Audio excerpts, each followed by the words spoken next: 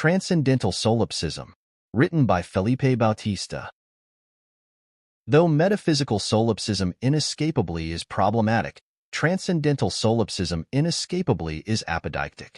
It is common to argue for the reality of a plurality of minds on the basis of apparent intersubjective agreement. But this is an appeal to the stone a la Dr. Samuel Johnson.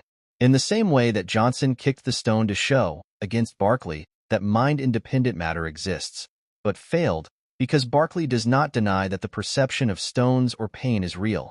Appealing to apparent intersubjective agreement is an appeal to the stone against solipsism. The solipsist does not deny that there is immanent regulative intersubjective agreement. He only doubts problematic solipsism or denies dogmatic solipsism that other minds have constitutive transcendental reality. I distinguish between two types of solipsism, metaphysical and transcendental or critical. Metaphysical solipsism entails that only one mind, oneself, exhausts existence. Metaphysical solipsism is problematic, never assertoric, never apodeictic. Transcendental or critical solipsism entails that, even if a plurality of minds exists, no one possible mind could ever possibly interact with any other possible mind. Transcendental solipsism is apodeictic. Incidentally, it is worthwhile to mention David Hume's statement, as he writes in the Treatise of Human Nature, that, to begin with the senses, 'tis evident these faculties are incapable of giving rise to the notion of the continued existence of their objects, after they no longer appear to the senses. For that is a contradiction in terms, and supposes that the senses continue to operate, even after they have ceased all manner of operation. And, as he writes in his first inquiry, it is a question of fact, whether the perceptions of the senses be produced by external objects resembling them. How shall this question be determined? By experience surely, as all other questions of a like nature. But here experience is, and must be, entirely silent. The mind has never anything present to it but the perceptions, and cannot possibly reach any experience of their connection with objects. The supposition of such a connection is, therefore, without any foundation in reasoning. Transcendental solipsism, that is, critical solipsism, is apodeictic because it entails a contradiction to say that the mind can extend beyond its own limits.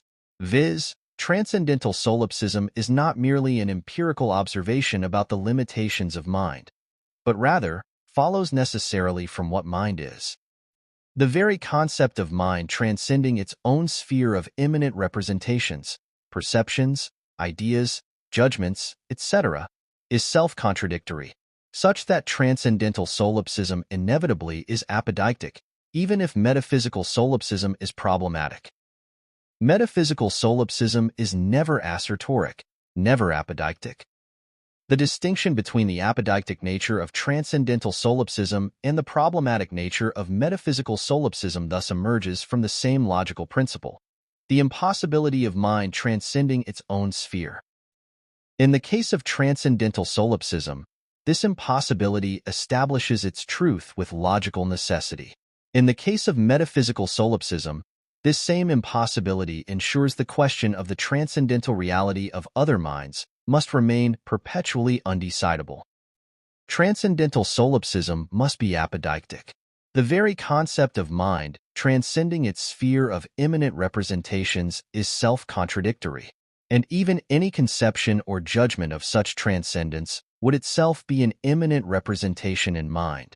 In fact, any perception, idea, judgment, belief, conviction, feeling, sensation, and literally everything that constitutes one's mental life, is an immanent representation, such that transcendental or critical solipsism is inescapably apodeictic. There is no mental content or activity whatsoever that escapes being an immanent representation. The very concept of mind, transcending its sphere of immanent representations, is therefore necessarily self-contradictory. Any attempt to even conceive of such transcendence would itself be an immanent representation. This makes transcendental solipsism inescapably apodeictic. It is not just that one happens to be unable to transcend one's representations, but rather that the very idea of doing so is self-contradictory, since any such idea would itself be an immanent representation.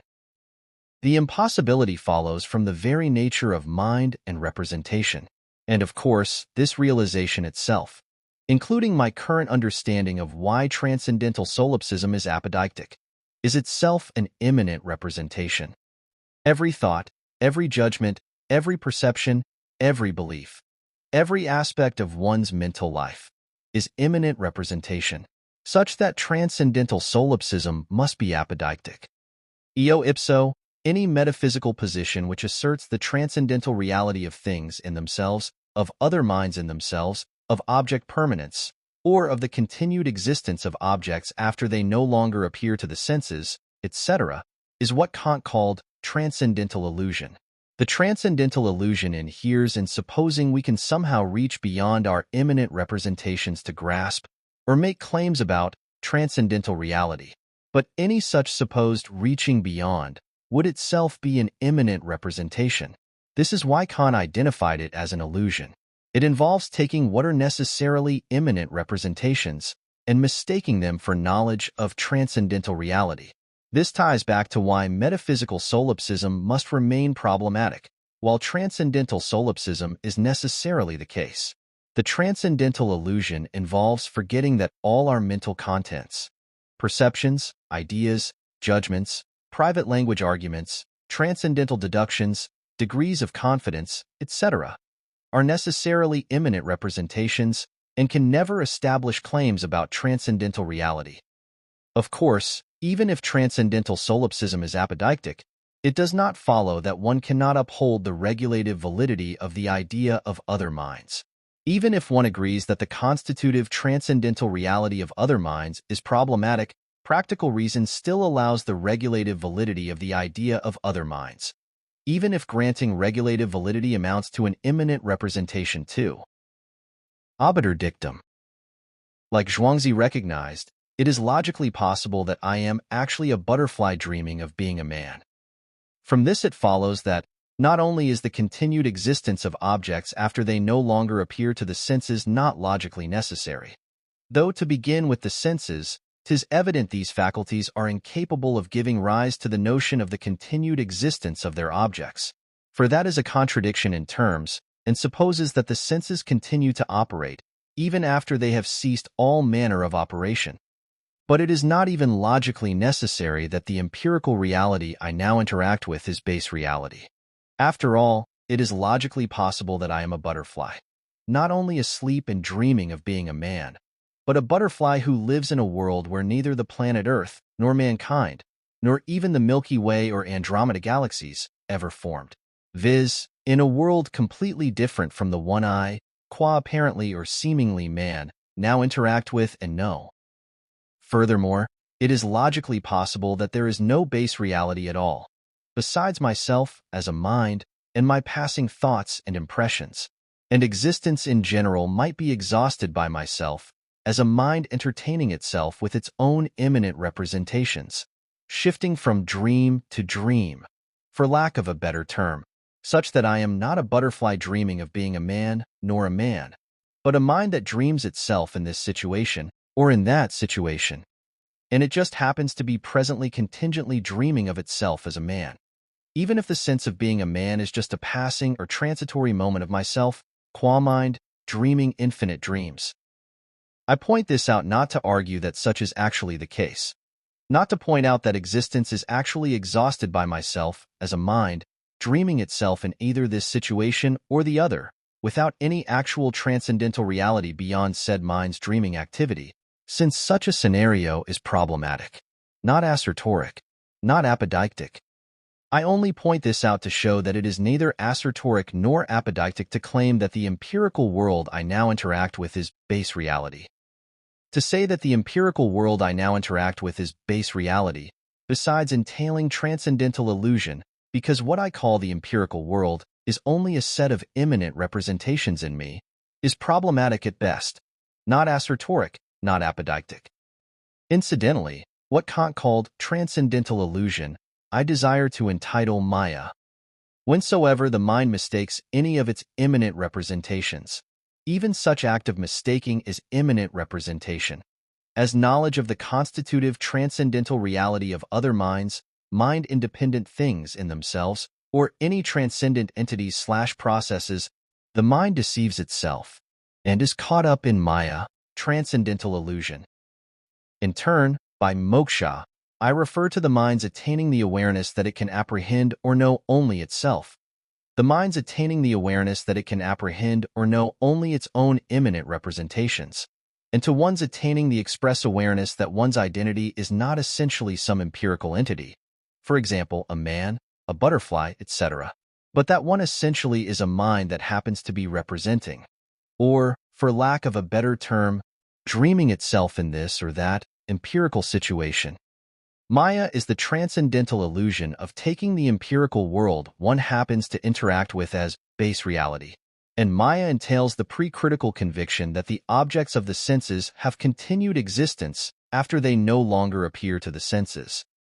Moksha is the mind discovering, not only that the empirical environment known, though having empirical reality, is only a set of immanent representations in mind, not only that, to begin with the senses, 'tis evident these faculties are incapable of giving rise to the notion of the continued existence of their objects after they no longer appear to the senses, not only that no representation whatsoever can ever be sufficient to indicate transcendental reality of any kind. Transcendental reality inevitably is problematic, never assertoric, never apodeictic, but that one essentially is a mind that represents, or, if I may speak this way, dreams itself in this or that empirical situation, even if any and all possible empirical situations are a set of immanent representations in mind.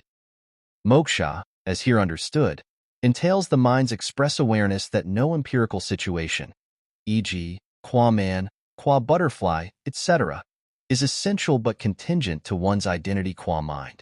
And moksha, as here understood, entails the mind's express awareness that, though it may contingently represent or dream itself in this or that empirical situation, qua man, qua butterfly, etc., being a mind that represents or dreams itself in this or that empirical situation is essentially one's identity. It should also be noted that the subject-object identity is presupposed here. Empirical objects are not distinct from the mind, as waves are not distinct from the sea, but expressions of the mind's immanent activity. The mind's own immanent representations. Even if, to begin with the senses, 'tis evident these faculties are incapable of giving rise to the notion of the continued existence of their objects after they no longer appear to the senses. Furthermore, moksha involves the mind's express awareness that empirical objects, e.g., houses, mountains, rivers, etc., are not remote from one, qua mind, but is bound up in one as one's innermost passions or thoughts, because empirical objects are immanent representations in one, and as one, qua mind, and not mind-independent things in themselves. As wrote Berkeley in his essay Towards a New Theory of Vision, a man born blind, being made to see, would at first have no idea of distance by sight. The sun and stars, the remotest objects as well as the nearer, would all seem to be in his eye, or rather in his mind. The objects intromitted by sight would seem to him, as in truth they are, no other than a new set of thoughts or sensations, each whereof is as near to him as the perceptions of pain or pleasure, or the most inward passions of his soul.